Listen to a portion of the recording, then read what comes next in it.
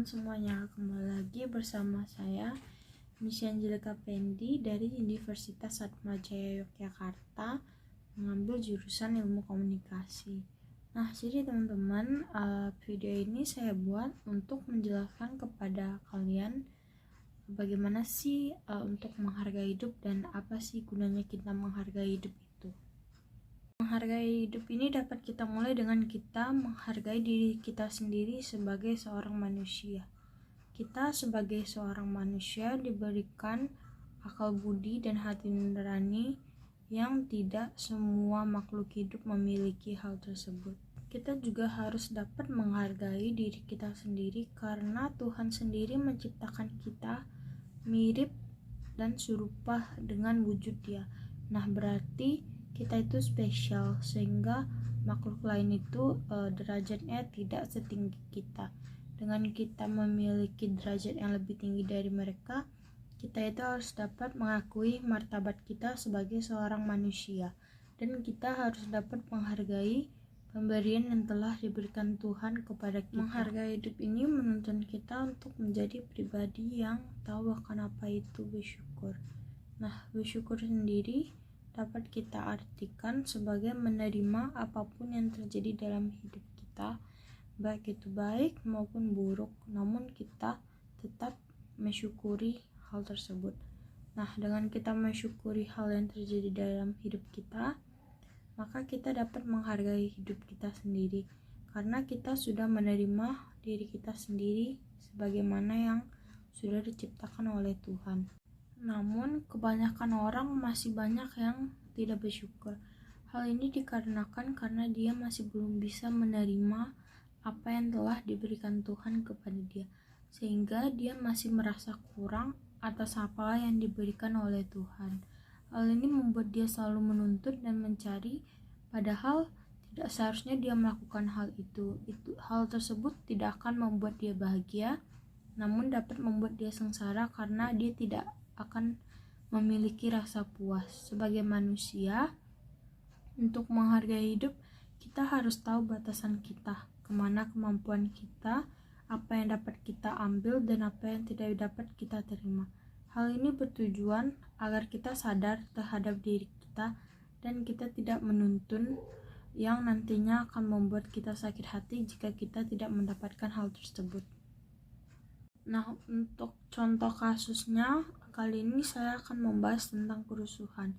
Kerusuhan sendiri adalah suatu kondisi di mana keadaan tersebut tidak aman di suatu daerah yang melibatkan golongan, kelompok, suku, agama, dan berbagai macam perbedaan lainnya.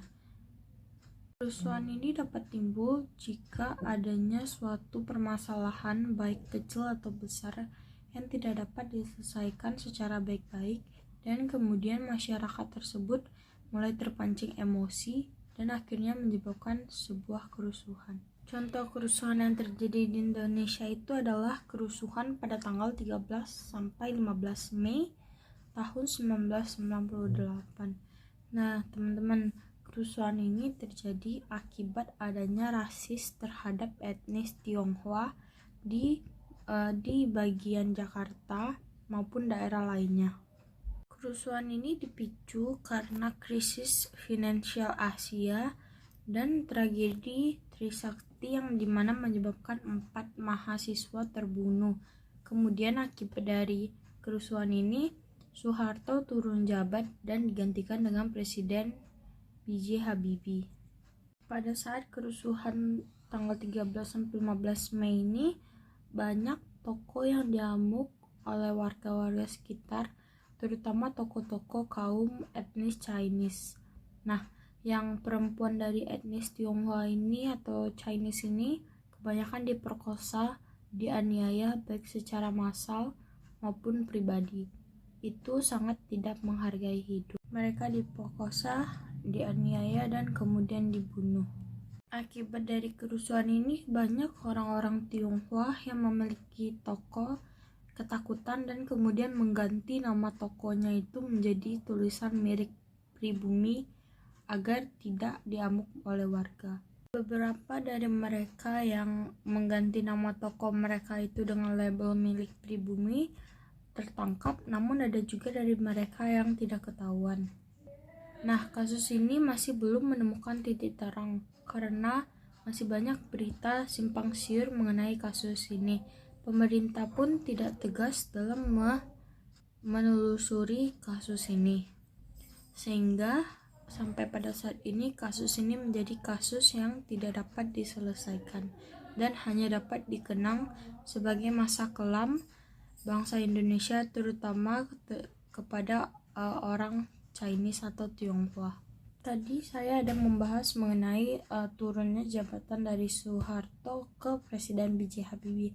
Ternyata saat nurun jabatan ini terjadi pada tanggal 21 Mei 1968, yang dimana itu berarti seminggu setelah kejadian dari peristiwa kerusuhan Mei 1998 ini. Kerusuhan ini benar-benar menjadi sisi kelam bangsa Indonesia. Bangsa Indonesia harus membayar kerugian fisik sebesar 2,5 triliun, yang dimana uang segitu sangat banyak. Dan kemudian sekitar 499 manusia tewas pada saat kerusuhan ini dan 4.000 toko ludes terbakar.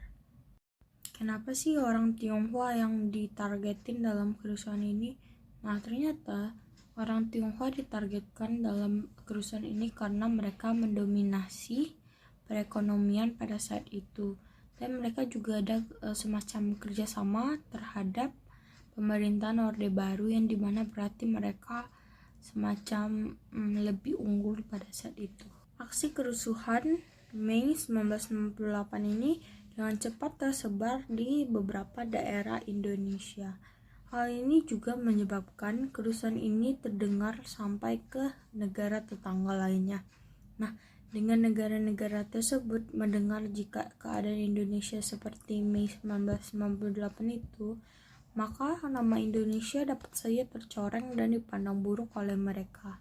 Selain itu, jika terjadi lagi kerusuhan seperti Mei 1998 itu, maka akan ada kemungkinan bangsa lain kembali datang dan mencoba untuk menjajah, memecah belahkan NKRI. Hal ini dikarenakan mereka melihat peluang dengan kerusuhan tersebut. Mereka melihat bangsa Indonesia itu mudah dipecah belahkan dengan permasalahan-permasalahan kecil, dan bisa saja mereka membuat suatu masalah kecil dan kemudian dibesar-besarkan oleh bangsa kita sendiri. Nantinya itu akan membuat masalah kecil tadi menjadi besar dan akhirnya mereka dapat mengambil alih bangsa Indonesia. Kerusuhan ini sangat tidak baik dan tidak sesuai dengan ajaran agama kita. Seharusnya jika orang itu menghargai hidup, maka mereka mempercayai dan mengimani agama mereka. Agama pasti mengajarkan hal yang baik dan tidak mungkin mengajarkan hal yang buruk. Sehingga manusia yang menghargai hidupnya pasti memiliki iman yang kuat dan tidak akan mau melakukan tindakan-tindakan yang buruk seperti kerusuhan tersebut. Karena mereka tahu apa yang baik dan buruk. Kerusuhan itu sangat tidak menghargai hidup, karena kayak banyaknya korban tewas itu berarti membunuh sesama, walau tidak dilakukan secara langsung, namun seperti kita jika mengikuti kerusuhan, kita kayak mengikuti gitu, seperti kita mendukung jika adanya kerusuhan itu. Jika kita menghargai hidup, kita pasti menghargai sesama kita. Karena dengan menghargai hidup itu, kita menjadi manusia yang berakhlak, berbudi luhur yang baik, dan berhati nurani. Dan kita tidak mungkin tega untuk melakukan atau mengikuti kerusuhan dan hal-hal buruk lainnya. Mungkin itu saja yang dapat saya sampaikan mengenai menghargai hidup. Semoga apa yang saya sampaikan dapat bermanfaat bagi kalian semua. Mohon maaf jika ada kesalahan kata pada video ini. Sekian dan terima kasih.